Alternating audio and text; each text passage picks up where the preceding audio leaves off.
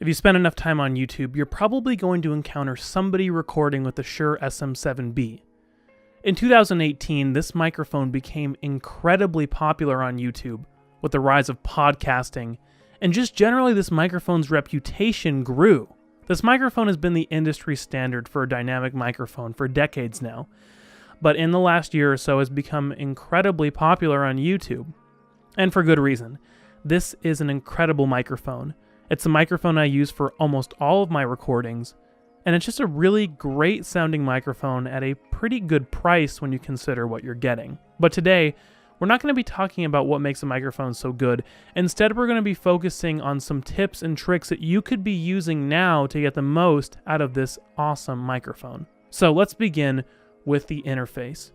In order to get the most out of this microphone, you're going to need to have a pretty powerful interface. Personally, I'm using the Audient ID14. It's a $700 interface, and honestly, yeah, it's not cheap. It costs a lot, and that's kind of one of the themes you're going to find. In order to get the best sound out of this microphone, you're going to need to use a pretty hefty interface. One of the main interfaces used here on YouTube is the Focusrite 2i2. In my opinion, that interface is not good enough to power this microphone. If you are using a Focusrite interface, you're going to need something like a cloud lifter in order to get a usable signal, because this microphone is dynamic and needs a lot of gain in order to get a clean sound. So what this has led to is a lot of people you'll find using this microphone, you hear a really kind of annoying, staticky hiss in the background, and that's just simply because their interface isn't powerful enough to use this thing. So as far as a good interface, I'd recommend the Audient ID4, which is $200. It's from Audient, a brand I definitely like. You can see my reviews of the Audient ID14 and ID44 on the channel. The Audient ID4 is their entry-level interface and costs $200 and gives you one input. That one input is powerful enough to drive this thing. You're going to need to put the gain up pretty high, but you're going to get a good signal on the Shure SM7B without that annoying staticky hiss. Okay, so let's move on now to a really common misconception about this microphone, and one that I believed when I first purchased this. So because the microphone is dynamic, it's less sensitive than your average condenser. What that means is that you can use it in a less than ideal space, as far as a space that has a little bit of noise going on and isn't necessarily acoustically perfect. With that being said though, that doesn't mean you can use it anywhere and expect it to block out all background noise. That was kind of what I thought when I first got this. However, as you can see behind me, I have acoustic treatment in this room, and I bought that mainly for this microphone, because I noticed that when I first moved into this room, there was definitely really bad acoustics. So I thought that if I used this microphone, that I wouldn't have to worry about acoustically treating the room. The thing is though, this still picks up bad acoustics. Any microphone will pick up bad acoustics. So there was a lot of room echo going on, and it was a less than ideal sound for what I wanted to be doing. So one of my tips here is to actually acoustically treat your space if you're going to be using this microphone. You won't need quite as much treatment as if you were going to use a condenser microphone, but you still need to do something. If you look in the description of this video, I have links to acoustic foam that I recommend. I generally recommend going with Auralex. I think they're the best brand for this kind of thing. And you'll want to use that in your space in order to get the most out of this microphone.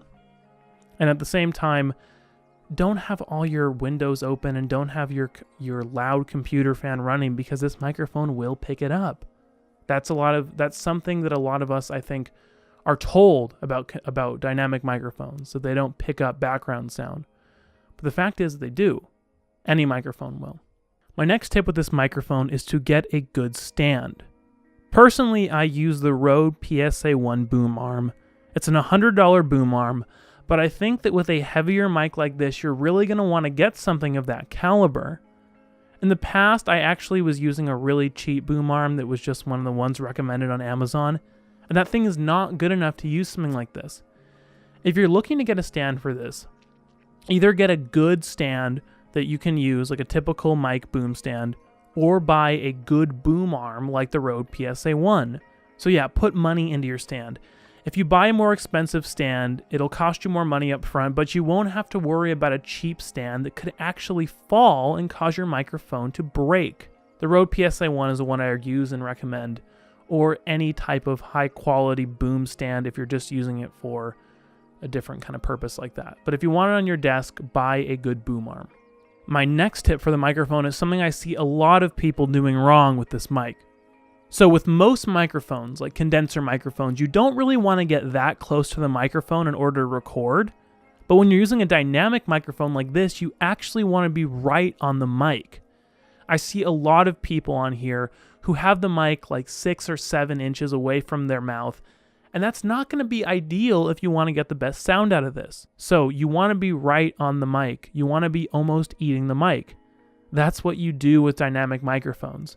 Not with condensers, but with dynamics like this Shure SM7B. Be right on the microphone. You'll get a better sound, and you won't have to turn your gain up as high in order to get a good signal.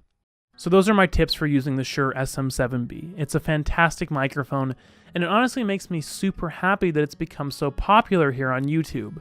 This is definitely a big step up from something like the Blue Yeti or any USB mic.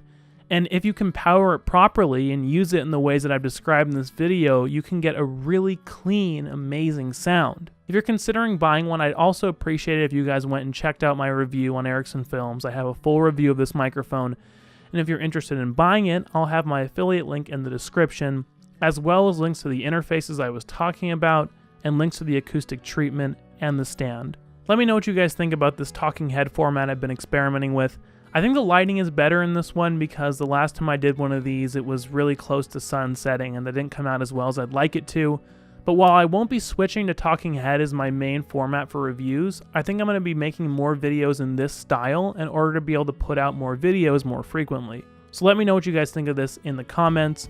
Follow me on Instagram at Official Erickson Films, on Twitter at Erickson Films, and go ahead and join the Discord server if you guys want to talk to me. The link will be in the description.